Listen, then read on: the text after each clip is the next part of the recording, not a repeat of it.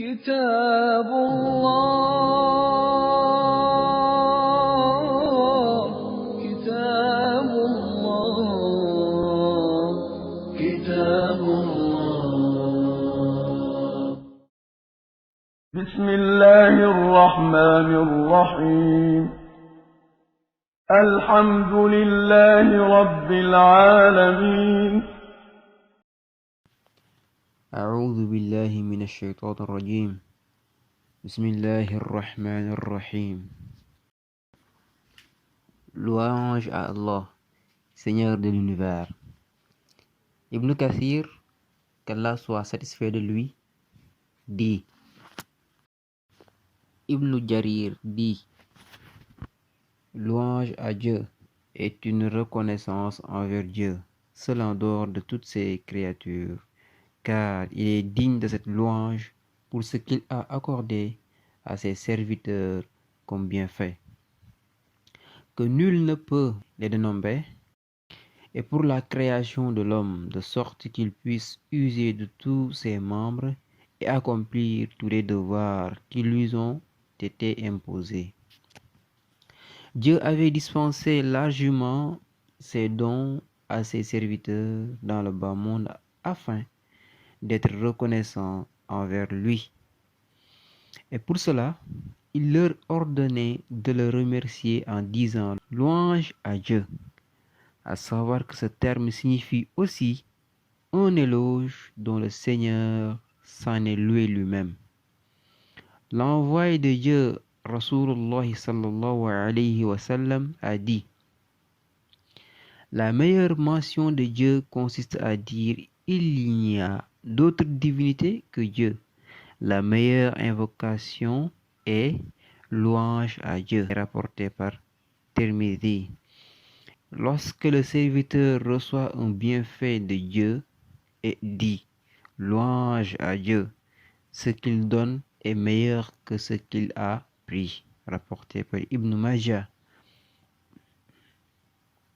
Ibn Umar radiyallahu anhu dit que l'envoyé de Dieu, Rasulullah sallallahu alayhi wa sallam, a dit: un homme a dit au Seigneur, à toi la louange comme il sied à la majesté de ta face et à la grandeur de ton pouvoir.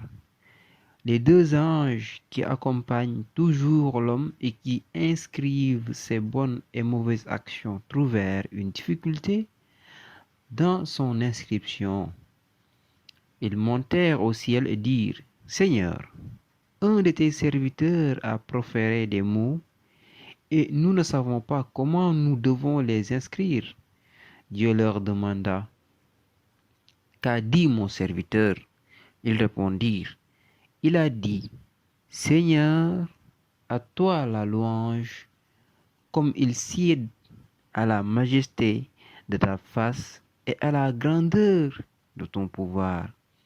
Dieu répliqua: inscrivez-les comme tels jusqu'à ce qu'il me rencontrera pour le récompenser. Rapporté par Ibn Majah. Le Seigneur des mondes. Le Seigneur désigne celui qui peut disposer de tout ce qu'il possède.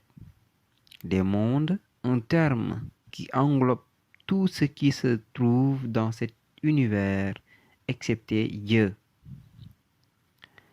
Al-Farra et Abu Ubaid ont dit: le mot monde se rapporte à toutes les créatures qui sont douées d'intelligence telles les humains, les génies, les anges et les démons. Al-Zazzaz avait une opinion contraire et dit: il renferme tout ce que Dieu a créé dans ce bas monde et dans la vie future.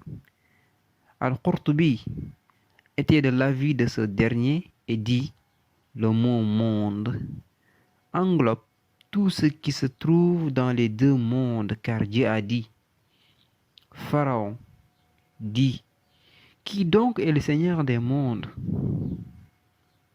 Moïse dit: c'est le Seigneur des cieux et de la terre et de ce qui se trouve entre les deux, si seulement vous le croyez fermement. كتاب